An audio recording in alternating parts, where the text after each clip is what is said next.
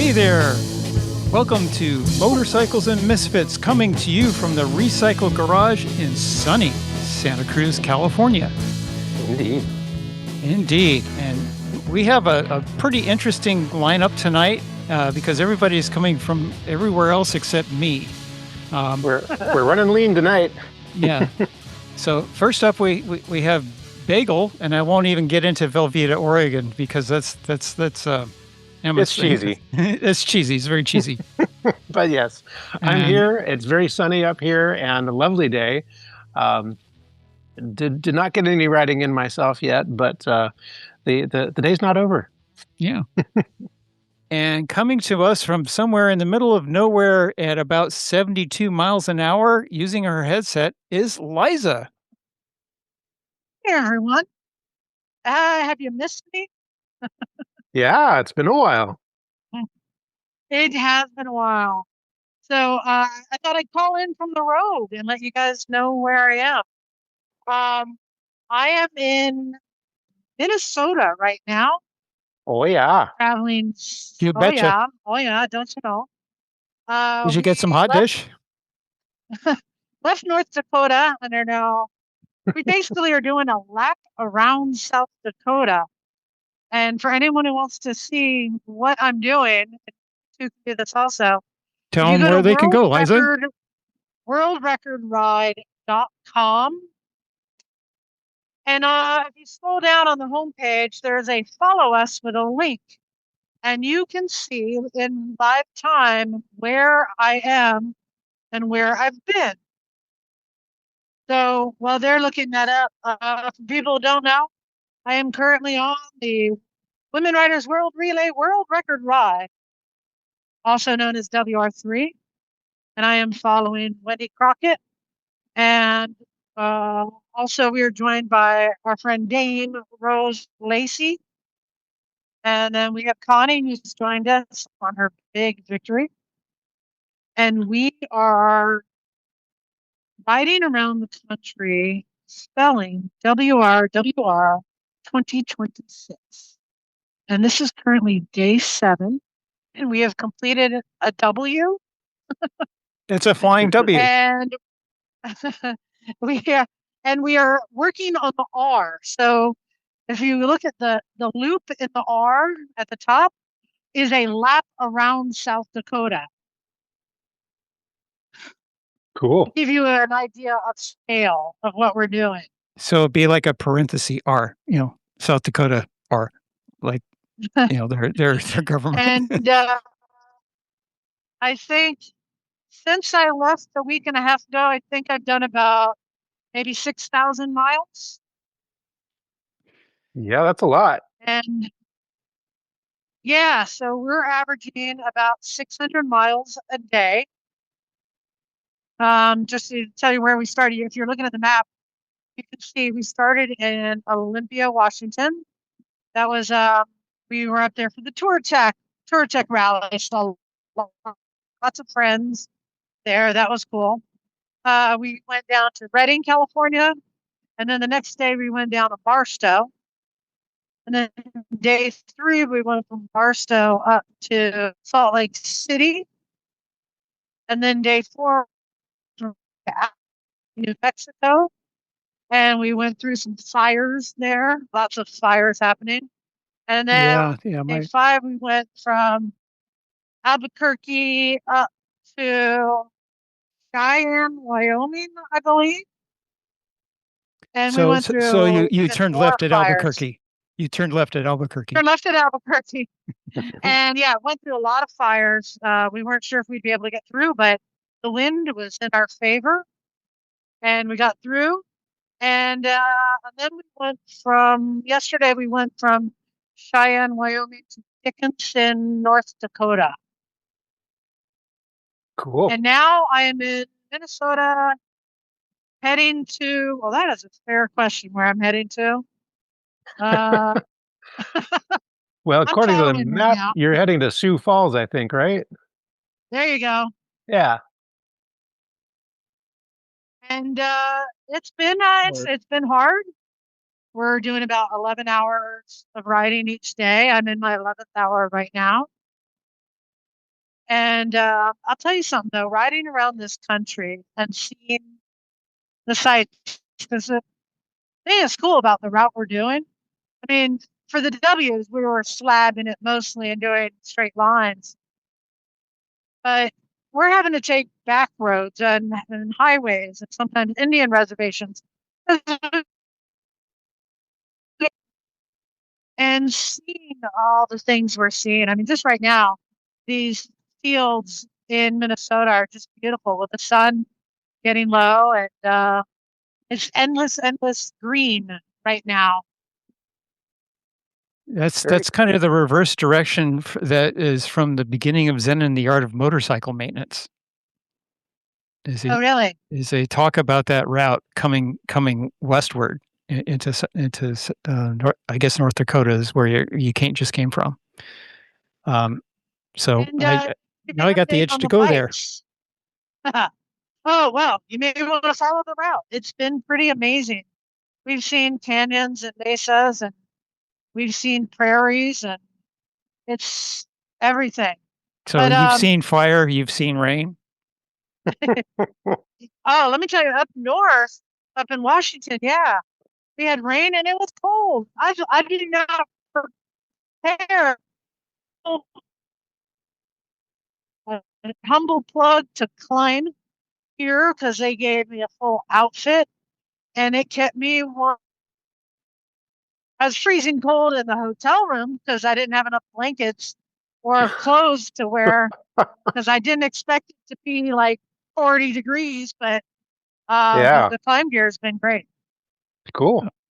It's Yeah, so I wanted to give you an update on the bike because there has been a teardown so I far. that's what I Whoa, saw.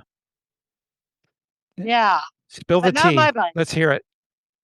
So I am on the beautiful FJ09 that I bought, and all I've had to do so far is adjust the chain because it was a brand new chain when I left. So I felt a little bit slap and I just had to tighten it up. But this bike has performed flawlessly.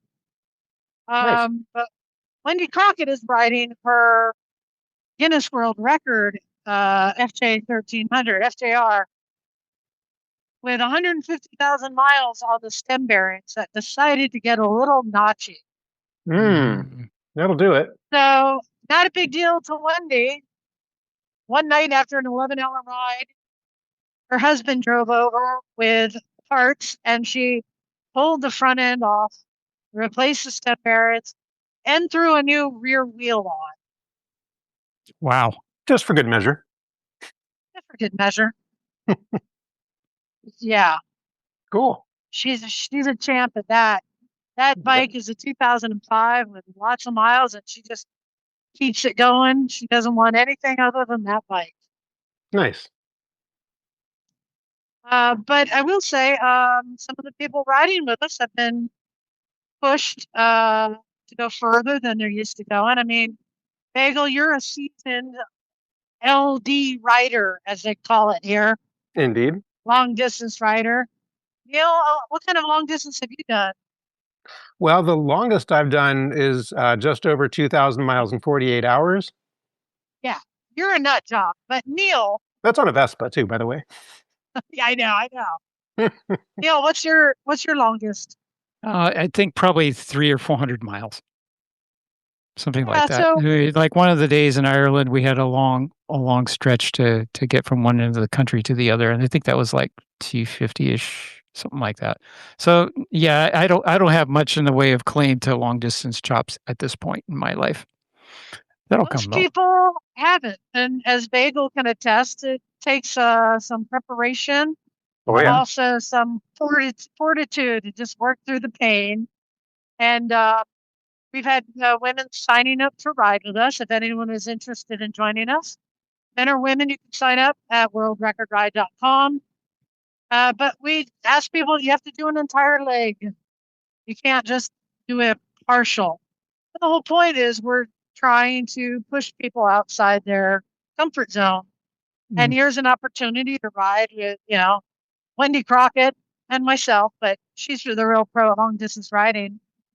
And we'll help you through. And People have been joining us and they've been doing it. Sometimes we have to make extra stops because it's hot or, they get thirsty or tired. Or my friend Jamie is diabetic and needed to get sugar.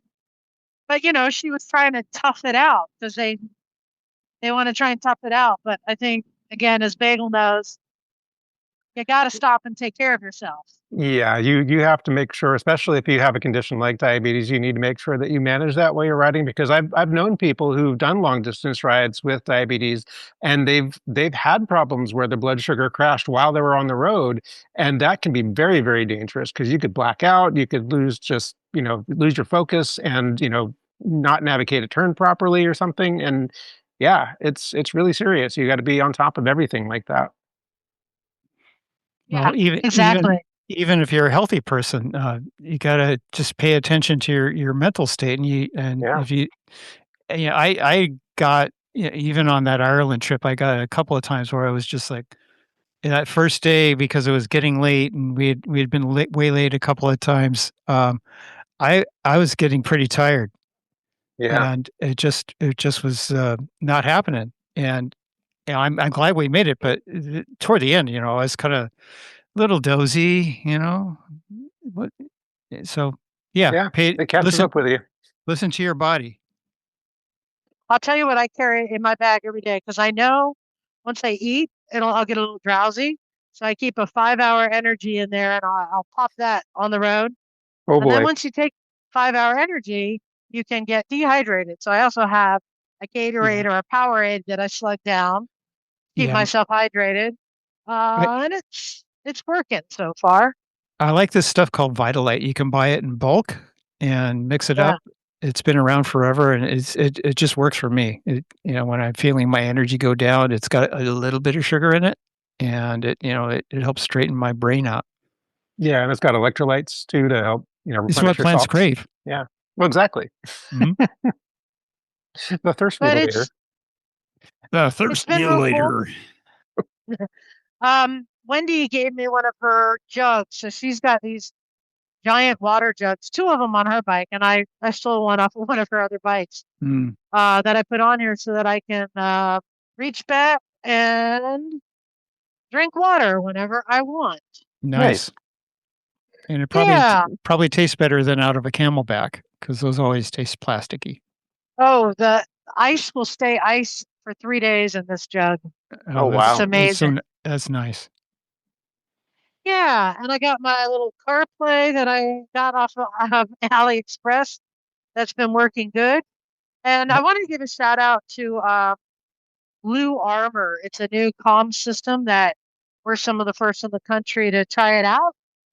And it it's got its pros and cons, but one of the really cool things is that we can be connected on comms with each other, but we can also get our map alerts can come through.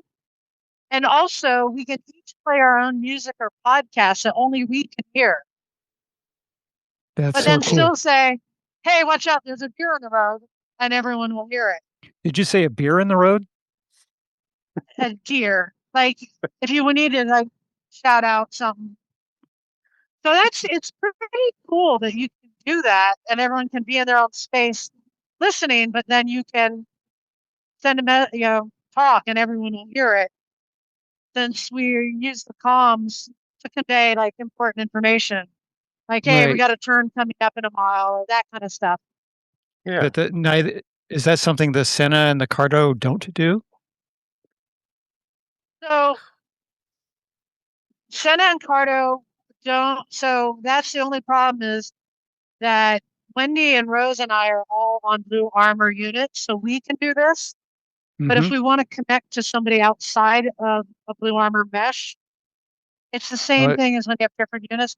I can connect to an individual, but I have to drop out of our mesh, our group, to do it. Got it. I Got it. see. So So it's it's a different mesh really, system. yeah, it's got pros and cons, but Mhm. I'll give a more thorough review at the Yeah. end of the Bagel, summer when I'm back.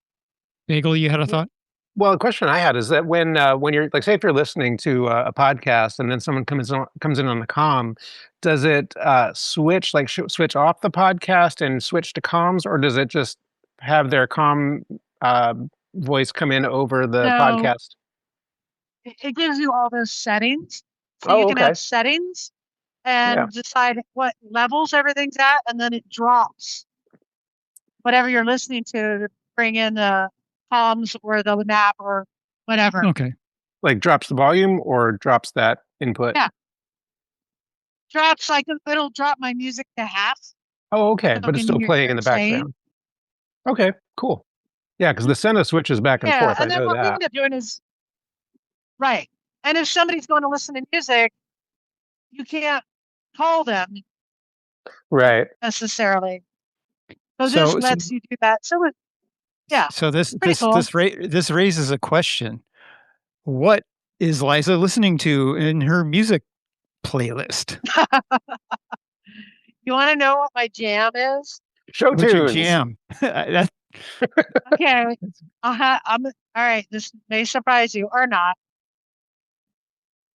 I love the Bee Gees Pandora channel Cool. nice. because it's music that's just bump bump, but like that disco It's music got that Yeah. 4/4 with that time. pumping beat. Keeps your energy level up. Ah, Nice. It's like listening to EDM without listening to EDM. yeah, It's a, Very cool. yeah, pretty nice. much. So we are continue writing. I forget how many days we have. 20, maybe 28, 27 days. If you on the worldrecordride.com, in the menu, you can go to schedule and you can see every day my start and end and Yeah, how many miles I'm doing every day. 23 days. 23. Yep. And today you're Yeah. ending in Spirit Lake, Iowa, it looks like. Oh, you're going right through Yes, Minnesota we're in and Iowa then kind tonight. of making your arc down. Yep, right through.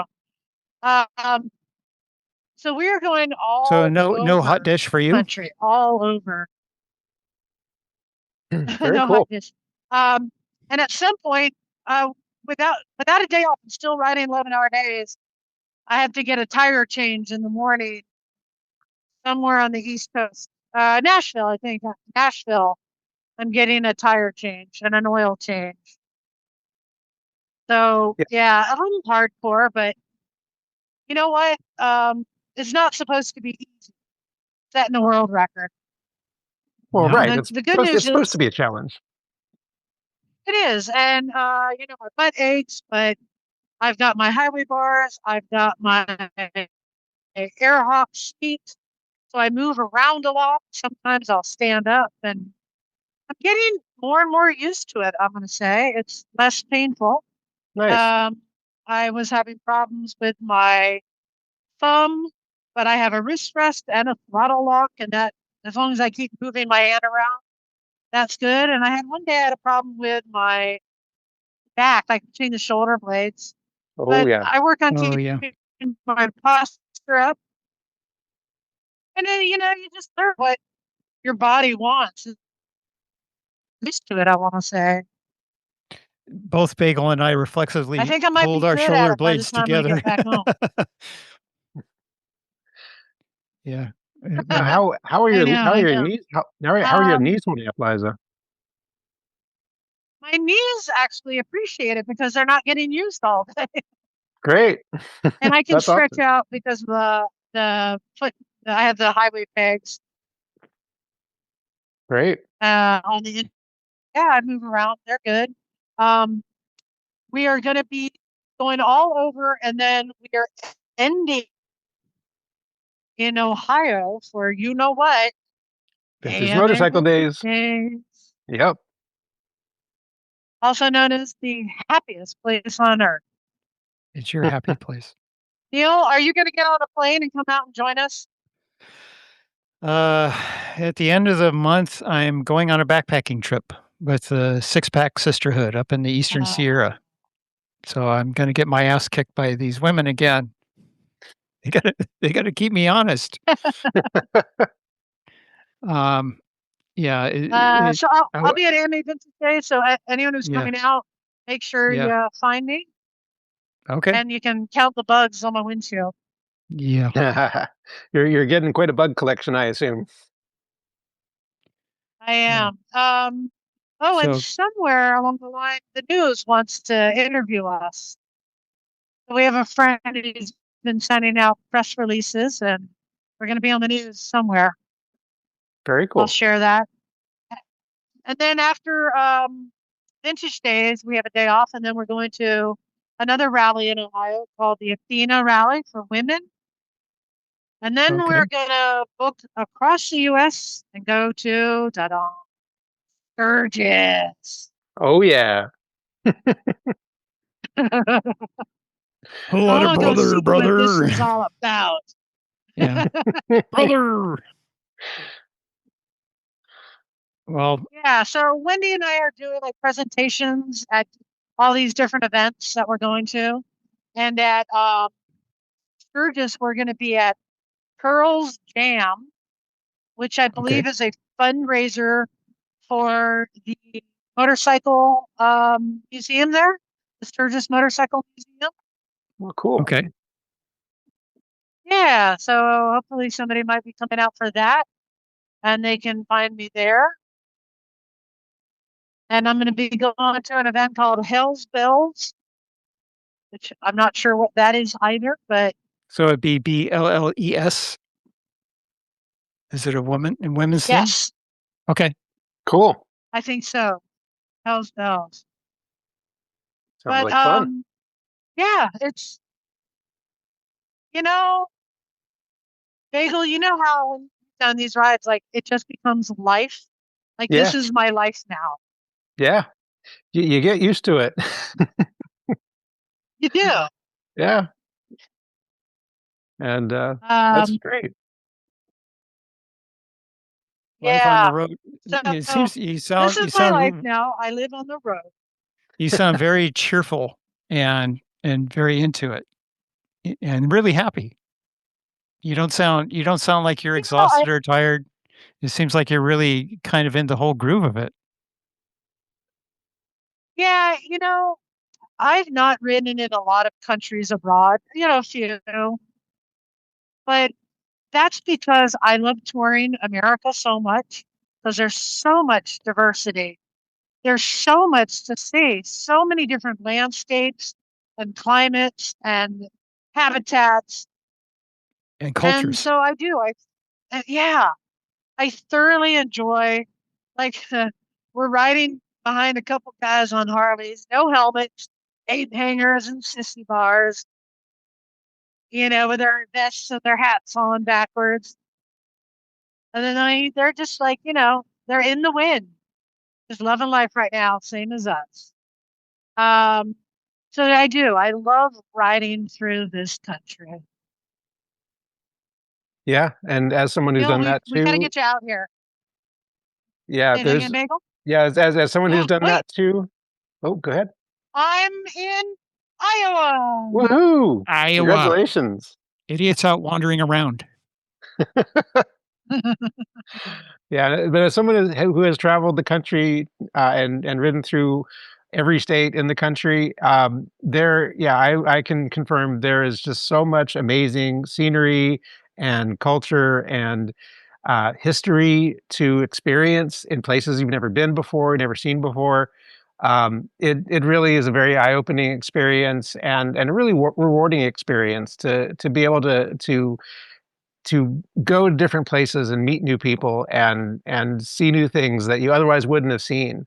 Um, and I think that's one of the things about motorcycle touring that's great is because I mean you can do it in a car or an RV, but on a motorcycle you are just in that environment. You're not separated from it like you are in a cage, and Yeah. you get to experience it more fully. You can literally pull over to the side of the road and get off your bike and you're there. It's a unique experience. And socially, Oh people, yeah, like you're more open and people walk up to you and they want to talk and ask questions and share stories and much more so than if you're traveling by car and you're piling out of your van or your RV or whatever. You're just more approachable as a rider. yeah, and like even up in North Dakota, I was surprised to see at one point we were going through like a marshy area and it looked like the Florida Everglades. And I was in North Dakota, which by the way, I am gonna declare so far has been the best smelling state. Really? It Oh, the smelled so sagebrush. sweet. I don't know what it was, Mm. Oh, but it smelled sweet, like just this sweet nature smell. I, Like if I'm nature was a perfume. I'm assuming you were not riding past cow pastures. Well, we saw video evidence of that. Yeah. Yeah, so It yeah. reminded me of these YouTube videos where this guy is singing to animals. He's playing his guitar and singing Oh songs, and yeah, yeah. yeah, I've seen them. Plumes, I think, is the guy's channel. So Yeah, there you are. You needed to sing to the cows, Liza. They want to hear yeah, you we sing. stopped to take a photo and there were these cows who were just staring at us, kept creeping closer, like, what is this? What are you? What?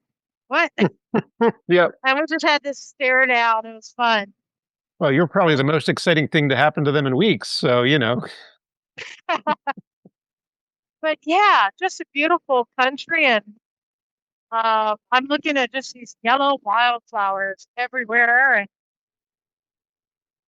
yeah, really enjoying this country and these back roads that I never would have taken because I usually just slab across the country, you know. yeah. One thing I did want to share, because I was talking with Rose and she's done a lot of traveling all over this country as well, but she does a couple 100 miles and then like stops somewhere and hikes and enjoys it. She's not used to this slabbing and high mileage. And she was just kind of like, it was like kind of bumming her out. Like, this Mm. isn't fun. It's not comfortable. We're going past cool things. And I said, I've just come to appreciate, and I think I've learned this from Pakistan too. I love the kind of adventures where you have to make it to your destination by the end of the day, no matter what. And when you do make it, you feel like you've achieved something, Yeah. you know, not I know like that those feeling. pansy ass tours that Emma does, Mm. where they stay in nice Yeah, hotels yeah, and do nice Tulsa. little loops and Those, fun little rides and come back for pasta. those posho tours. Yeah. So, Those pasta tours, exactly. uh, with the upper Um, class twits. but you know Yeah. what that's like, Bagel in Pakistan. It's like the bridge may be out, but you've got to get to your destination. Like Yeah. every day, you have to make your destination, and you're So going to work through it. Yeah. you have to problem solve. Yeah. You got to figure out how to carry your bike across that half broken bridge to get there. Yeah. Or problem solving might be how to make yourself more comfortable on the bike. Sure. I've got different sets of gloves here, and making sure that you're hydrated and comfortable so that you can get to where you're going. In fact, we got Wendy's husband brought down an extra Airhawk seat for Rose, and that's made a difference for her. And I think has made it a little more enjoyable now and Oh, less yeah. about enduring the pain. Yeah. I can definitely vouch for the Airhawk. That is such a game changer for long distance riding. So it keeps you from having Yeah, monkey butt. Well, yeah, but it's more that it evens out the pressure points because Right. most motorcycle seats are not really designed for long distance riding, and every rider's butt is different, so your butt may not fit that seat as optimally as it could. But the Airhawk, because it adds this cushion of air in between, where your butt and the seat, that equalizes out the pressure Mm. over the yeah, entire area of your butt. So you don't have these spots where you've got too much pressure and other areas where there's not enough. it just even equalizes that out, so it doesn't affect your circulation or Yeah, for it to body work pain. properly, you have it half inflated. Yeah, it's not inflated the whole way. It's just enough to raise your butt off of the surface of the seat. And it's like literally like maybe a quarter of an inch of space, but that's all you need. And it Hmm. makes such a difference. I wonder if somebody's done memory foam motorcycle seats and if that's a Oh, thing. it's been tried. It has you can have if you do it just right, and shape it, to your size and your ergonomics, it can work okay. But again, if it's not shaped just right, it will cause pressure points and that will cause fatigue over time. Okay. Yeah. All right. Well, we have some experience going on. Let's see. Liza's frozen for a Yeah, second. Let's we've see got a what she little said. technical difficulties, it seems. Liza may have ridden into a dead spot here Yeah. in Oops. the Dropped her. wilds of Iowa. Oh, Oh, here she's coming back, it looks like. yeah. But Shit. yeah, these things are not unexpected on a long distance ride through Yeah. rural areas. In Iowa, no less. Yeah, and it's I have to say I'm kind of surprised that we've had as good a signal from her as we have while she's riding because she's literally on her bike, talking to us from the road, moving along the highway. Are you there, Liza? I am here. Can you hear Oh, me? Yes, we yeah. can hear you now. Did Yay. you turned off video? Yeah, I turned off the video. Okay. Okay. Give it a Yep, chance. sounds good. Um, good. There was something I was going to say, and it was really We were good talking too. about seats, and I mentioned memory foam, and decided that that wasn't the ticket that Yeah, the Airhawk is called Airhawk. Is that right? Yep. Airhawk. Yes. Where, yeah. So where can people find that? Is it just So like airhawk.com? They can look that up. I will tell you, Yeah. however, I don't think I am an LD writer to the level that Wendy is. Doing these days, And nobody like, is. Most people are well, not. I know, but that's Bagel, that's you are. She's like rarefied air. elite. But like, she's trying to teach you tricks. She's like, don't take your helmet off to pee. Saves time. It's like, Yep. yeah, I think I'm gonna take my helmet off. Like, she knows how to do everything so efficiently because every second actually matters for the kind of Well, riding she's doing. right when you're setting I world can do, records. yeah, so I can do these long days, but I'm not looking to break any. Well, I don't want to do 1,000 mile days. I don't know how. Right. I don't know how they do Hey, by the time you're done, that might not be that hard. yeah. So do you stay it. on when you put gas on the bike? Do you stay on the bike? I do. Oh, You're getting there. yeah. You're Just learning because the ways. it's just harder to get off. Yeah. There's that. Swing the leg over. Well, if I could do that Well, on the Vespa, I would, but I have to get off because the It's fueling under the tank is under seat. the seat. Yeah. Yeah. so we've arrived at our destination, Ah, but let me see if I can get a surprise guest to come in and cool. talk to us. Hold on one second. All right. We're standing by with bated breath. Or baby breath. All right. Bated Can you breath. hear me? Yes, we can. Yeah. Hold on. Let's do this speaker. All right. Can you hear me now? Yes, we can Yes. hear you. Wendy, would you like to come say hello to Bagel and Neal? Here's a surprise guest, Wendy Crockett. Hey, Hey, Wendy. How are you guys it's Wendy doing? Crockett. Doing great. How are you? I'm having a wonderful day. Excellent. Just crossed into Iowa. It's been warm, but not too humid, and nice to get off the interstate. We are just about 4,000 miles on the ride so far. Very cool. Goodness. Yeah. So I'm told you're making the R. You've done part of the R today. Yep. So just another day and a half, we'll be finished with our whole first WR. Cool. Mhm. And just to clarify, this is day 7 of your ride, and you've already clocked 5,000 plus miles. I don't have any idea what day it is. Yeah, Well, that sounds right. according to Day the 7. schedule, yeah, day 7. Yep. Yeah. Wow. Yep. Yeah, So that's yeah. hardcore. Yep. I mean, not for Yeah. you, but for everyone else in the world, yes. Oh. Yeah, Liza and Rose are champs, doing Yeah, awesome, yeah. knocking out miles. So very impressive. I have the highest of confidence, knock on wood. Everything is going swimmingly. Yep. And there is an expert mechanic amongst you, so you're very well taken care of, I hear. Indeed. Well, fingers crossed that the expert mechanic remains bored for Yes. the duration. Yeah, be Well, the ideally, yes. Maytag repairwoman. Yeah. I heard you had I heard you had a support run when you were in South Dakota for some steering head bearings and a back wheel. Yeah, we had a service day scheduled anyways for the wheel swap. Because it's easy enough. It's a 20-minute job to just swap the whole wheel on the FJR. So I had discovered just the slightest notchiness in the steering stem bearings, and I'm like, well, that feels like a parking lot job. Why not just knock it out and be done with it? So While you're taking things apart, might as well. Yeah, exactly.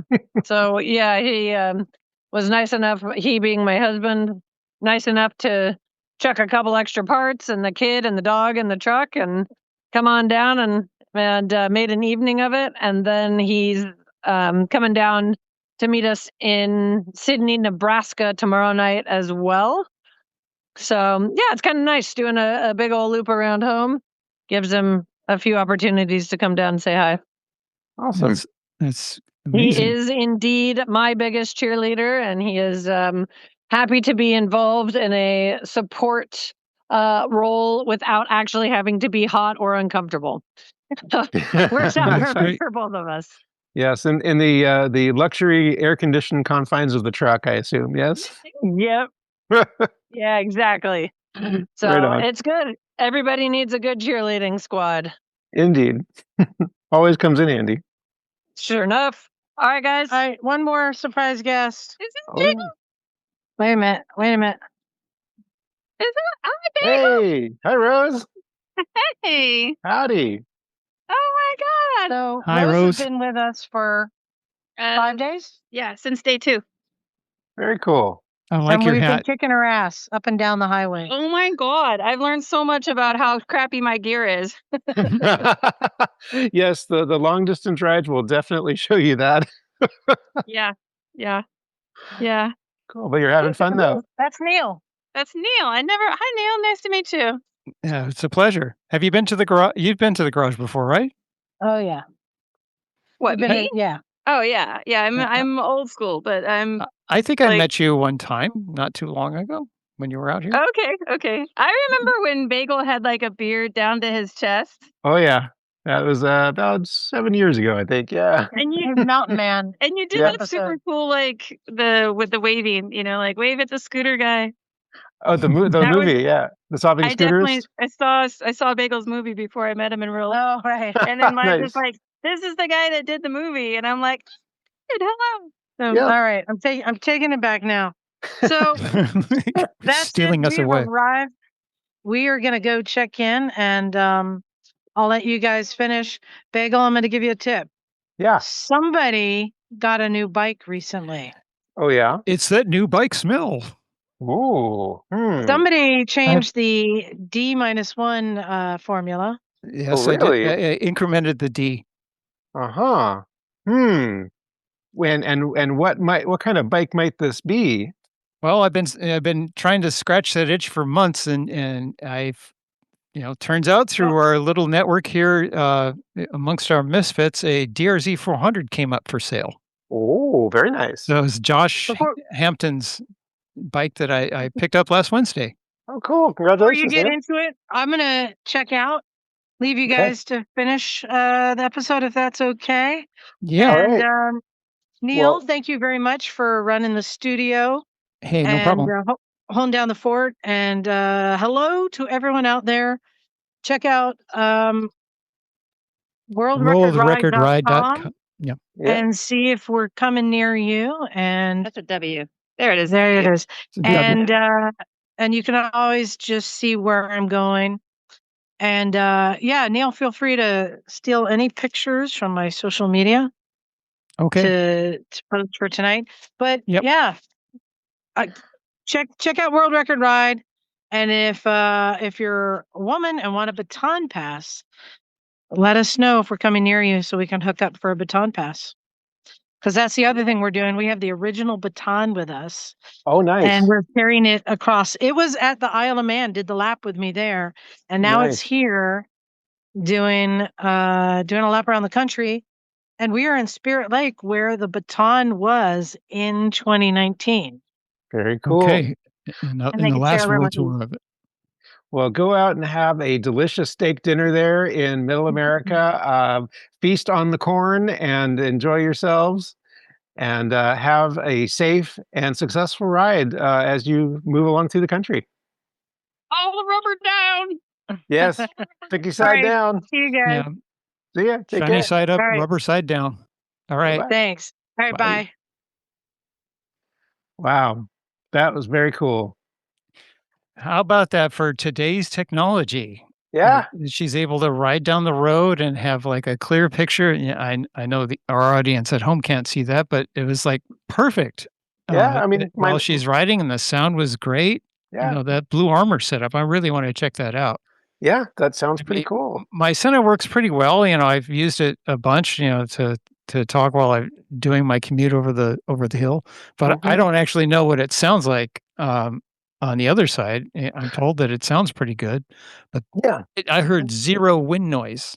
Right, and I think that's probably also. I'm not sure which. Does Blue Armor make the software or the hardware too? Do you know? They make both. Okay, so it's the whole gear that they're using. Yeah, that sounded really good. I mean, the quality was very nice. You know, aside from the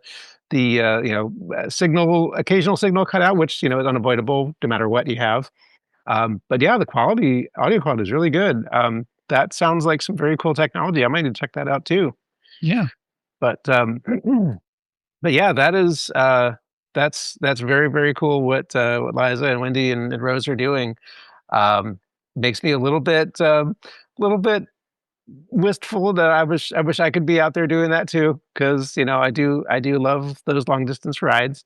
But I hopefully I will have a chance one of these days to do that again. But yeah, nice. John and I are kicking around the idea of doing a ride together.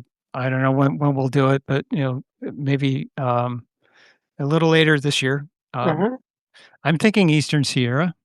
Oh, nice. Very cool. Yeah, there's some amazing riding out there. That's where we're going. I'm going backpacking at the end of the month. So go back to there again and explore that area some more, and see like Bodie and that kind of thing. Are you thinking about doing like a dual sport ride, or what kind of riding? Well, no. He'd take his Tiger and I take my V-Strom. Oh, okay.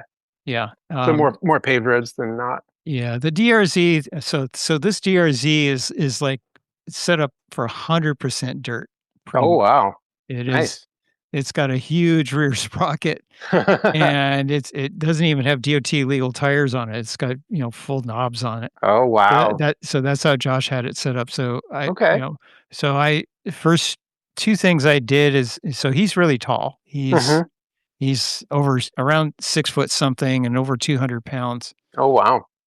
So first thing I did is I had to put the stock seat. He had a taller seat because I couldn't even touch the ground with it. So it was funny when I picked it up. He says, "Hey, you want to take it for a burn around the block?" And I looked at it and I said, "No." I'm not even going to be able to reach the ground on this thing. So before I even rode it once, I reduced the preload on the shock and put the stock seat on, and now I can ride it. Okay. But yeah, it's got it's got a bash guard, it's got a Yoshi pipe, it's got all the little mods that you do, like cutting holes in the airbox and tricks with the carburetor and manual cam chain tension adjuster, all the things. Yeah. Over the years that this bike has been in service, it's had all these things done. So it's practically turnkey. So I'm really Cool. happy about that. I don't really have to do anything to the bike other than get different tires and maybe put a taller rear sprocket on it. And it came with like 4 or 5 different sprockets. So Nice. it's already set up for that. There's just so much stuff that came with this bike. Cool. It even came with a set of supermoto wheels. Oh, wow. Very cool. So I That's could nice. swap. I may do that pretty soon. Just swap those out and goof Just around for with that fun. for. Yeah, exactly. Yeah. So Cool. You can take that out to Hollister, or what do at you some plan to point do? soon, yeah, I want to get out there. This upcoming weekend is Moto America, so that's gonna. So maybe the weekend after or something like that, we'll try to get out to Hollister and do that. By then, I'll have I got a set of Tusk D Sports for it coming this week, so I'll get them on before then, so I can actually ride it to Hollister instead of taking it in a truck. Okay. Very nice. Yeah, so lots of plans for the bike, and I'm really stoked about it. It's kind of gnarly. It's fun. Got good power. It's really snappy the way it runs. So Yeah. it's not soft like you think a DRZ would be. This thing's the real deal. It's got race tech springs in it, and it's been all set up. So it's cool. Yeah. I mean, I've never ridden one myself, but I've heard lots of good things about them. So yeah, I hope you have fun with it. That's great. Yeah. Yeah. So that's what that's my new bike thing. So the garage was pretty busy today. There was a clutch basket, a couple of clutch baskets that came out of bikes. One on a Rebel that had burn plates that got a new clutch. Wait, a Rebel with burnt clutch plates? Yeah, apparently. Was that a new rider's bike, perhaps? No, I maybe, yeah, perhaps. You Could think? be. Yeah. Somebody else was working on a Suzuki 250 dual sporty that had a bent shift shaft on it, so it wasn't shifting right. So Yeah. somebody else came in with an Aprilia that was leaking oil. That looks like it's got sticky rings. Oh, geez. So Emma and I were kind of looking at it, and we threw some Marvel mystery oil in it to see if it'll help unstick the rings and reduce the blow by on this thing. But maybe, yeah. Maybe it can't hurt. It beats an engine teardown, especially on an Aprilia that you might not be able to get parts for. So the less invasive, the least invasive work you can do on that, the better, I think. Well, this is a newer one. It's a Touareg. Oh, okay. All right. So I'm sure the parts are available for it. But okay. Well, that's a different story. Not that many miles on the bike. Only like 19,000 miles. I was really surprised that would have problems like that. But yeah, well, depends on how it's been taken care of and. Exactly. What year was it? Do you know? I think it's, I didn't catch the year. It but not too old. Not too old. Okay. I would say it's, maybe 3 or 4 year old bike. Yeah. Oh, wow. Okay. So that anyway, that was the garage. And oh yes, Sophia had a little mishap in her ride out at Hollister and damaged her foot. Oh, like this recently? Yeah. This happened last week. Yeah. Oh, wow. So she's hobbling around. So she's on crutches and she's on the mend. She's geez. Seems to be doing well. So she was hanging out, doing a little crocheting and enjoying the shade while bikes were getting worked on around her. Okay. Well, best wishes to Sophia for a speedy recovery. Yeah. Yeah.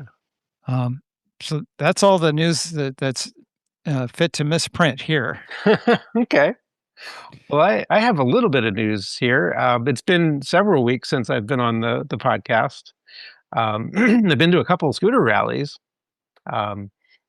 We had our local scooter rally here, the Oregon 100 in May, and had a lovely ride through the Oregon back roads on the big day of the rally, which is the 100-mile ride. And I actually, my group won the challenge for the Oregon 100. It's a time trial rally. Are you familiar with how those work, Neal? I'm familiar with the notion of time trials. Okay. Yeah. So basically, the way But it is as far as from an enduro point of view. okay. Right? Well, I don't know if it's the same as the enduro time trials, but the way that we run our time trial is that we have a set course that you follow, which is roughly 100 miles. There are a couple checkpoints along the way that you have to hit, including a lunch stop in the middle, and basically pauses your time for the hour that you're there at the lunch. And but basically, you have to, for each segment, you have to have as close to the quote unquote prescribed time for that segment, which no one knows what it is. So you have to ride at a consistent pace. But basically, the time is set uh, as an average between the Google Maps time and the time of several different riders on vintage scooters who've ridden that route. I see. So it's a very it's a way of kind of establishing a quote unquote standard time for each segment of the route, but no one knows what that time is. Oh, So right. you So have to, there's kind of an element of chance there. yes, there's an element of chance, but you also, it's very important that you navigate the route correctly and don't make a wrong turn, because if you do, then your time is blown out of the water and you won't have a chance of winning if everybody else rides it correctly. Wow, that's a So challenge. yeah, so you've got to navigate as you're riding. You know, you get a route sheet at the beginning before the ride. You can put it in a roll chart, or you can tape it on your headset, whatever works for you. And then you ride this route. Um, and at each checkpoint, your time is noted. And if you are faster than the prescribed time, you get it's basically, you want to get as few points as possible. It's kind of like a golf score. And if you're faster than the prescribed time, you get more points added to your score than the same number of minutes if you're slow. So basically, you're penalized more if you're too fast than if you're too slow. Like Interesting. if you come in too slow, you're penalized like a point per minute or something like that. If you're too fast, you're penalized 2 points per minute, something along those lines, roughly. Hmm. Um, and so the idea is, at the end of the ride, whoever has the lowest score wins the challenge. Okay, so it's very much like an enduro. They work Yeah. very similarly in the way the timing works. Right. So and so we have groups of 2 to 4 people doing this, at a few minutes apart, so that people won't, kind of ideally won't run into each other during the ride, or catch up to different groups, and everyone's kind of spaced out. And and in the end, the group that I was with ended up winning the event. I think we were something like 7 seconds off of the overall total at the end. So we did really, really well. And because I was the member of our club who was in that group, I also won the TDC Cup, which is a award that just goes to someone within the club who gets the best time for that ride. So I am now the Nice. TDC Cup winner, the Top Dead Center Scooter Club Cup winner for the Oregon 100 this Golf year. clap. Hey, golf club. But we had a fantastic ride. It was a beautiful day. Had a lovely lunch stop. Don't even remember where it was now, So but it was some little you, town in Oregon, and had lots of people come from all over to attend our rally. Rode out to Vineyard on Sunday morning for the Sunday ride before everybody went home, and yeah, had a very, very lovely time out here. Um, and then the other rally that I've been to since then was the Bigwood Scooter Rally in Eureka, California, okay. which is put on by the Slug Rockets Scooter Club of Eureka, good friends of ours from many, many years. And those guys are there, and gals are just a wonderful group who put on this fantastic rally in the Redwoods every year. Um, and we this year was just as wonderful as every year, even though we went to a different campsite, and we had there was a little bit of a snafu with the campsite, last minute, but we ended up getting a site and we were able to camp there. But we had a fantastic ride out through the hills and mountains. stopped in a little old logging town for lunch and refreshments. Mm. And then headed out to Sumeg Campground, which was a state park until the morning of our ride out there, when it was handed over to the local Native American tribe, who is now going to maintain that park going forward. So this would be the Yurok tribe. Yes, you're correct. It is the Yurok Yeah. tribe, Yeah. and they've been given this land back, Mhm. which. And I had no idea this was even happening, and we were not there for the ceremony, but it happened that morning before we arrived. Wow. And so, So you kind of witness history there. we were kind of like, just happened to be there at this amazing moment in history where this tribe was given this land back, and I'm personally, I'm very touched by that. I think that's an absolutely wonderful thing, Mhm. and it's a beautiful site, a beautiful area right on the California coast. And we had a lovely weekend camping out there, going for rides through the redwoods. We stayed an extra night on Sunday night, and hung out with the diehards who couldn't get enough of the rally for the weekend, and then rode home on Monday morning. Right. And So the Yurok tribe got handed pretty much the entire Klamath River watershed, yeah, going way inland. yeah, And this process started about 2 years ago, and I think it officially concluded as far as that part of it hmm about a year ago. yeah. This was about the time that John and I did our North Coast ride. This is Oh, okay, back in August of last year. yeah, very So cool. so it's a big deal, and already Yeah, there's changes happening because they've been knocking down dams up and yes, down the Klamath, and the salmon are yes. coming back. Yeah, and I S remember watching some videos of that, of them dismantling the dams and watching the water flow through for the first time unimpeded, several months ago, when that was done.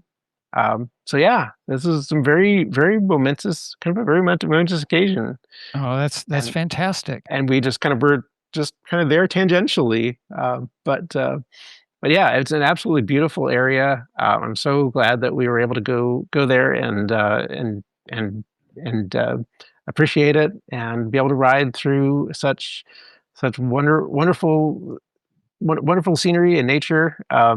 It's always such a pleasure to go to down to the Humboldt County, and be able to enjoy those rides. Yeah. So what's going on this week? So Emma is headed to Europe pretty soon for her ride with Lead Adventures, Yes, and so she's kind of getting in gear for that. it's Um, getting poshoed up. Getting poshoed up, ready to be all posh, Yes, and yes. so she unfortunately couldn't join us tonight because she had a prior commitment. Yeah. But that said, we had a premise that we Oh, were yeah? discussing before Liza headed out on her trip. Mhm, So this is the premise, and so I'll put a spin on it. mhm. So think about an engine that is the perfect engine, and I'll spin it by saying that think of an engine where the engineers really understood the assignment. Okay. So I'm going to put it over to you first. Think about motorcycles and engines where they just really nailed it. Mm. And so am I you want me to think of Just an engine? yeah, throw one out there. One where you think that they just did just an exemplary job of turning something out that ended up just being perfect for the Hmm. assignment. Well, one that comes to mind is, it's kind of a legend, but the CB750. Okay. I mean, I'm not, I'm the scooter guy, so I'm not steeped very, very deeply within the motorcycle world, but I do know Well, no, you that include many. scooters if you like, for sure. Well, sure. But I know that many people just rave about the CB750, and Mm. I mean it's I that's just kind of the first thing that jumps to mind for me. Well, it's certainly a landmark engine Yeah. in terms of, providing, like one of the first reliable four cylinders out there. Um, and it was certainly a game changer for, what became the superbike market not long Yeah. after. Well, it kind of established the whole segment of Well, superbikes, didn't there it? was the Norton Commando at the same time, Okay, which, true. True. and there was a Rocket 3. But the the Norton trend Commando was in fairly small numbers compared to the CB750. that is And very true. They were right, expensive. right, and expensive and not as accessible. But the CB750 was a bike that anybody could really get their hands on, and Mhm. it was produced in such high numbers that it was very, very available, and made it, kind of created that market segment because just by sheer volume, you know. Right. Yeah, and it So, set and the stage for, like, the Key Z900 that came later and right, inspired other manufacturers to the follow suit. the Suzuki GSs, the four-stroke ones. Yeah. So, Yeah. it was certainly a turning point in the market. Hmm. So, I'm gonna go a little different direction. Okay. So, again, a Honda, Hmm. unsurprisingly. Yeah. So I could say the Super Cub and the That is Cub, another one that absolutely is a game changer too, right. for different reasons. But yeah. Um, but I think that, over time, so it did kickstart another pun, unintentional. It Yes. did kickstart the Japanese toehold in the worldwide market. Yeah. But It did. you know, despite how good that engine, the various displacements used, they had a 50, a 70, a 90, a 110, and like today's 125 is a descendant of that whole entire line with the horizontal Hmm. overhead cam design. Yeah. It had an issue. If you didn't keep up on the maintenance on it, the cam bearings would wear, Sure. and the cam chain would wear, Yeah. and it would break. And Honda's engineers were getting this feedback from the field with these engines that being out there in Southeast Asia and India and Brazil and other places Hmm. where they were failing, and they sent a couple of senior design engineers out into the field to Southeast Asia and these various places to examine the problem Hmm. of why these small single cylinder engines were failing the way they were, and how Hmm. were they actually being used. And Okay. they saw that, well, the maintenance was sketchy Yeah. and skipped. They Yeah. were often overloaded. Yeah. They weren't necessarily keeping the air filters clean and keeping Yeah. up on that kind of basic maintenance. Hmm. So after some months of travel, they came back to Japan and thought through the problem, and they came up with a different engine design that addressed these issues. And that engine is called the CG125. Okay. So when you look at a motorcycle that's in, say, Thailand or India, it's like a standard form factor, a cradle frame with an upright single cylinder engine. Hmm. That's the CG125. And Hmm. it's been widely copied in Pakistan and China and other places in the world. And so they came out with this simplified design. So it differs from the overhead cam is it's a push rod, Okay. right? Yeah. So it has no cam chain. Right. Um, and it's a 4-speed, Hmm. very basic mechanics. Hmm. It didn't have CDI ignition. It used regular breaker points ignition. Hmm. Um, and so anybody could fix it in the field. If the ignition got wonky, you could get in there with a file and file down the points and get it going again. Hmm. It was built to be abused, and easy to service and tough. Hmm. And they've, between Honda themselves and their licensees and all the copies, there have been millions of these things built since 1975. Hmm. Um, and they're Yeah. still being built under license in Pakistan and Brazil for worldwide market. So you could still go buy a CG125. Right. And I can attest that a lot of the motorcycles that I saw in Pakistan had that style engine. Yeah. I mean, a lot of them were like 70s or 90s, just because of the small displacement market. But yeah. Right. So that's one Honda that I could Mhm. need that really where the engineers really understood the assignment. Yeah. So the other one I'm going to throw into the mix was Soichiro Honda wanted to dominate Grand Prix racing, and he Okay. wanted to do so in the worst way, or maybe the best way. Yeah. So the other perfect perfect engine where the engineers really understood the assignment, in this case, Honda-san himself, Mhm. the RC-166. Okay. And Um, which bike is this? this was the Isle of Man TT bike that Mike Halewood won a world championship on. It's a 250cc six-cylinder. Oh, wow. It revved to something like 18 or 19,000 RPM. Okay. It made like 60 plus horsepower Wow. out of a 250 four-stroke. That is impressive. And it was so good that after it ran, I think like 2 seasons, the FIM banned it. That's too good. Yeah, it You was can't too do good that. because it was just too advanced for the other manufacturers to keep up with. Wow. Um, so yeah, so those two I would nominate as perfect answers to the engineering question where the engineers really understood the assignment. Yeah. Wow. So Very I cool. so I throw this out to our listeners. Write in what would you nominate for this lofty award of engineers really getting it and Mhm. getting it right the first time. Let us know at motorcyclesandmisfits@gmail.com.